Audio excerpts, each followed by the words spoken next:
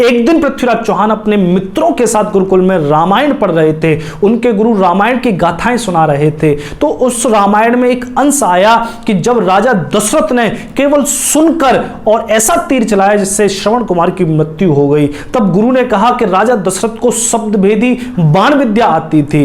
तब कुंवर पृथ्वीराज ने पूछा कि वो शब्दभेदी बाण विद्या हमें कब सिखाई जाएगी। इस पर गुरु हंस पड़े। गुरु ने कहा, आज के समय में इस पूरे भारतवर्ष में किसी भी गुरुकुल में ऐसा कोई गुरु नहीं है जो शब्दभेदी बाण विद्या जानता हो, जो शब्दभेदी बाण विद्या सिखा सके। तब कुंवर पृथ्वीराज चौहान पीछे पड़ गए कि मुझे भी ये बाण विद्या सीखनी है, मुझे भी इसको सीखना है। तब क्या किया जाए। लेकिन इतनी जिद देखकर गुरु बोले कि कोई गुरु तो इस विद्या को नहीं सिखा सकता, लेकिन आज भी मगध में ऐसे भीलों के कबीले हैं जो इस विद्या को जानते हैं, जो एकलव्य के वंशज हैं। तो वो भील ही केवल इस विद्या को जानते हैं, लेकिन वो भील कभी भी किसी भी क्षत्रिय बालक को ये विद्या नहीं देंगे। क्यों नहीं देंगे? क्योंकि उनके पूर्वज एकलव्य के साथ क्षत्रियों की वजह से, पांडव कौरवों की वजह से ही बहुत बड़ा अन्याय हुआ था, इसलिए वो क्षत्रियों को ये विद्या नहीं देंगे। लेकिन कुंवर पृथ्वीराज चौहान का स्वभाव एक जिद्दी व्यक्तित्व वाला था। उन्होंने निश्चय किया कि वो इस बाण विद्या को सीखकर ही मानेंगे। तो अपने कुछ संयम राय जैसे मित्रों को लेकर कुंवर पृथ्वीराज अजमेर से निकले और मगध में पहुंचे। तब मगध के जंगलों में महीनों अपने मित्रों के साथ भटकने के बाद कुंवर पृथ्वीराज वहां पहुंच गए जहां पर एकलव्य के वंशज वो भील रहते थे, जो इस विद्या को जानते थे। लेकिन कोई भी भील गुरु ये विद्या क्षत्रिय बालकों को देने के लिए तत्पर नहीं था, कोई भी राजी नहीं हुआ। मैं आपको थोड़ी सी जानकारी इसमें पहले एकलव्य की दूंगा, फिर मैं इसमें आगे वर्णन करूंगा। तो एकलव्य कौन थे? एकलव्य एक भील बालक थे। एक दिन गुरु द्रोणाचार्य शिक्षा दे रहे थे पांडव और कौरवों को, अपने ही आश्रम में वो शिक्षा देते थे। तब एक भील बालक ने आकर उनके चरणों में साष्टांग दंडवत किया। जब द्रोणाचार्य ने प्रयोजन पूछा आने का, तब वो भील बालक बोला कि वो भी शिक्षा प्राप्त करना चाहता है, क्योंकि द्रोणाचार्य परशुराम के शिष्य थे, इसीलिए द्रोणाचार्य का आर्यावर्त में पूरे में नाम था। लेकिन द्रोणाचार्य में पता नहीं कौन सी ऐसी कमी थी कि उन्होंने वो शिक्षा ज्यादा लोगों को दी ही नहीं, वरन केवल और केवल पांडव और कौरवों को ही वो शिक्षा दी और उनके अपने पुत्र को वो शिक्षा दी। बाकी उन्होंने कोई भी शिष्य गुरु द्रोणाचार्य ने बनाया ही नहीं। कर्ण को भी उन्होंने शिक्षा देने से मना कर दी थी। और पांडव कौरवों को वो शिक्षा क्यों दे रहे थे? तो उसमें तो उनका स्वार्थ था, क्योंकि वो प्रतिशोध लेना चाहते थे, बदला लेना चाहते थे। अपने जो मित्र जो बाद में शत्रु बन गया था, जो द्रुपद था, द्रौपदी का पिता द्रुपद, उससे बदला लेना चाहते थे। इसीलिए वो पांडव कौरवों को शिक्षा दे रहे थे, वरना वो पांडव कौरवों को भी शिक्षा नहीं देते, केवल अपने पुत्र अश्वत्थामा को ही वो शिक्षा देते। तो गुरु द्रोणाचार्य ने उस भील युवक एकलव्य से मना कर दिया। लेकिन वो एकलव्य जिद्दी था और अपने गुरु के प्रति समर्पित था, इसलिए एकलव्य ने जाकर हार नहीं मानी। अगर गुरु शिक्षा नहीं देंगे तो कोई बात नहीं है। तब एकलव्य ने जाकर एक मिट्टी की प्रतिमा बनाई और उस मिट्टी की प्रतिमा के सामने ही एकलव्य अपने धनुर्विद्या का अभ्यास करता था। और धनुर्विद्या का अभ्यास करते करते वो इतना ज्यादा उस धनुर्विद्या में प्रवीण होता चला गया, उसको खुद नहीं पता थी एकलव्य को कि वो कितना प्रवीण हो चुका है। इसकी पता कहां से चली? कथा आती है महाभारत में कि एक दिन आंखों पर पट्टी बांधकर एकलव्य धनुर्विद्या का अभ्यास कर रहा था कि वहीं पर एक कुत्ता भौंक रहा था। बार बार कुत्ता के भौंकने से व्यवधान हो रहा था एकलव्य को। तब एकलव्य ने ऐसे बाण, ऐसे तीर चलाए कि उस कुत्ते का पूरा मुंह उन तीरों से भर दिया।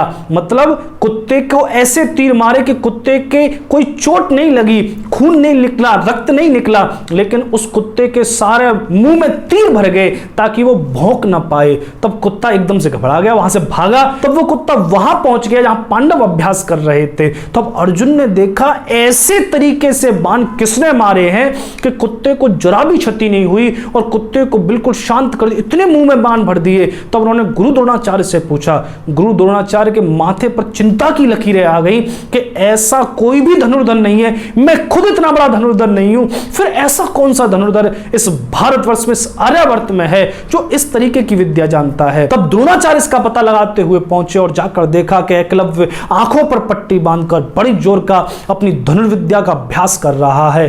तब द्रोणाचार्य वहां पर पहुंचे, एकलव्य ने देखा तो एकलव्य चरणों में गिर पड़ा, गुरुदेव कहकर संबोधन किया। गुरु द्रोणाचार्य भी चौंक गए, मैंने तो इसको अपना शिष्य बनाया नहीं था, लेकिन ये मुझे गुरु क्यों कह रहा है। तब कारण पूछा, तब एकलव्य ने कहा कि मैंने आपसे ही सारी विद्या सीखी है। द्रोणाचार्य बोले, मैंने नहीं सिखाई, फिर कैसे सीख गए। बोले, आपकी सिर्फ मूर्ति बनाकर मैंने आपको गुरु माना और सारी विद्या मुझको आ गई। तब गुरु द्रोणाचार्य ऐसा सुनकर एकदम से सन्न रह गए। इसके बहुत से कारण थे। पहला क्या कारण था? पहला यह कारण था कि एकलव्य ने यह दिखा दिया था कि शिक्षा के लिए गुरु की आवश्यकता नहीं है, केवल आपके भीतर समर्पण हो और लगन हो, अभ्यास हो, तो आप इतने बड़े पारंगत बन सकते हैं जिसका कोई भी हिसाब किताब नहीं है। तो एकलव्य ने गुरु की निरर्थकता साबित कर दी थी। मतलब गुरु द्रोणाचार्य ने जान लगाकर अपने अर्जुन को जो सिखाया था वो एकलव्य उससे ज्यादा खुद सीख गया था। मतलब गुरु की आवश्यकता नहीं है। अगर ये बात आर्यावर्त में फैल गई एकलव्य की, तो द्रोणाचार्य की इज्जत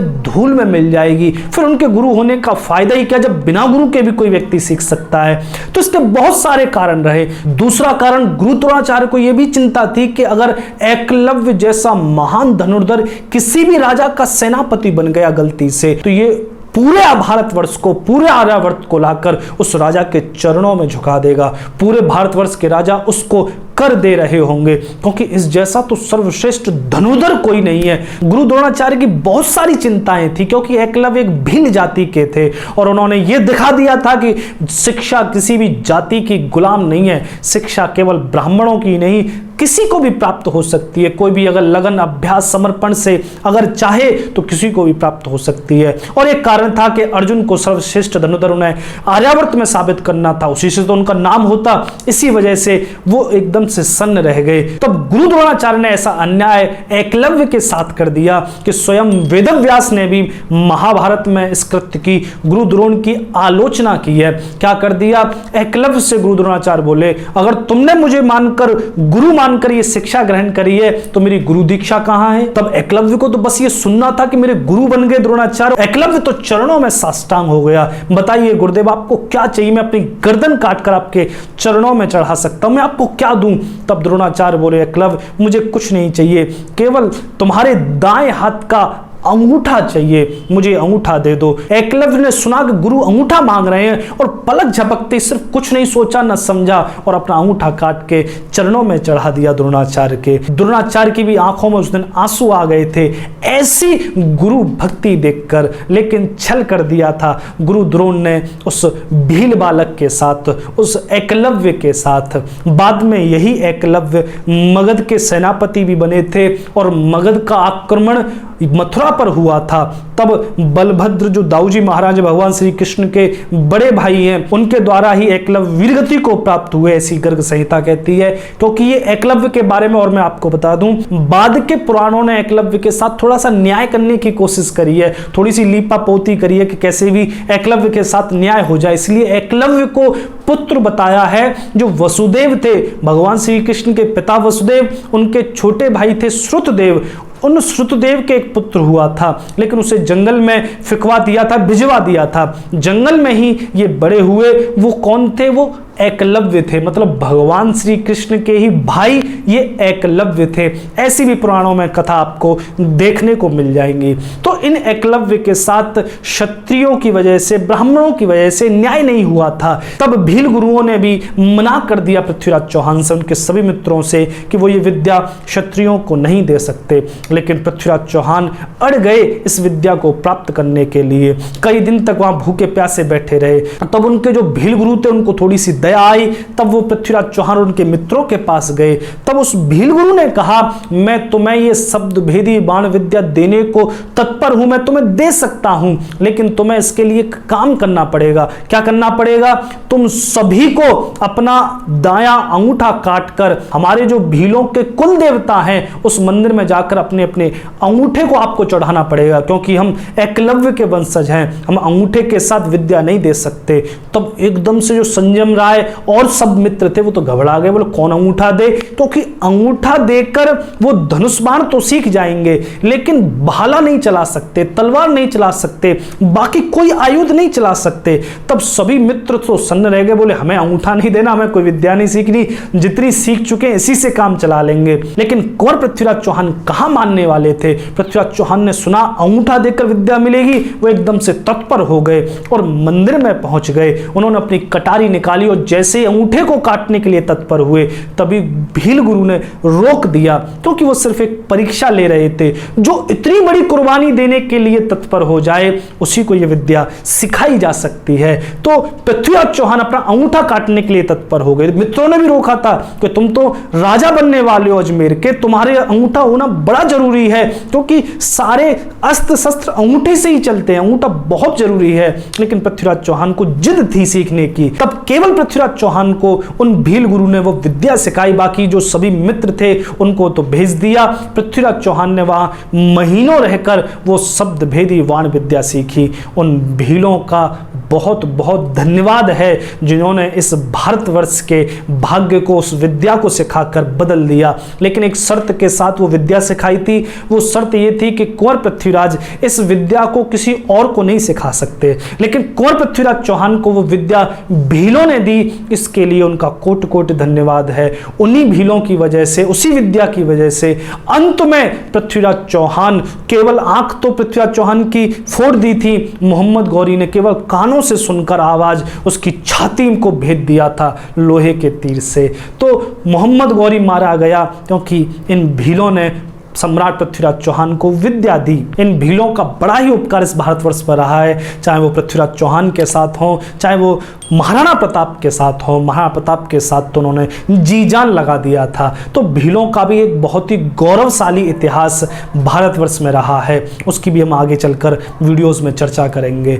तो मैंने आपको यहाँ बताया कि पृथ्वीराज चौहान ने कैसे शब्दभेदी विद्या सीखी, अश्वत्थामा से जनश्रुति, और लेकिन इसको तो बहुत से इतिहासकार मानते हैं कि मगध में भीलों से पृथ्वीराज चौहान ने शब्दभेदी सीखी थी। तो यहां तक हमने चर्चा करी। अब आगे हम चर्चा करेंगे कैसे पृथ्वीराज चौहान अजमेर के शासक बने। छोटी सी उम्र में, 11 वर्ष की उम्र में ही वो शासक बन गए और उनको 11 वर्ष की उम्र में ही एक बड़ा युद्ध लड़ना पड़ा, क्योंकि मैंने पहले चर्चा करी थी भीमदेव चालुक्य से सोमेश्वर चौहान वीरगति प्राप्त कर गए थे। तो पृथ्वीराज चौहान ने प्रतिज्ञा की थी कि जब तक भीमदेव का सर नहीं काट दूंगा तब तक पगड़ी धारण नहीं करूंगा। तो वो युद्ध भी हुआ था, उसके युद्ध की चर्चा करेंगे और फिर कैसे पृथ्वीराज चौहान सम्राट पृथ्वीराज चौहान बने, उसकी चर्चा हम आगे आने वाली वीडियोस में करेंगे। तो आप सभी भाइयों का बहुत बहुत धन्यवाद इस वीडियो को देखने के लिए। वीडियो अच्छी लगी हो तो सभी भाइयों में इस वीडियो को शेयर जरूर करें। बहुत बहुत धन्यवाद। हर हर महादेव कमेंट जरूर करें।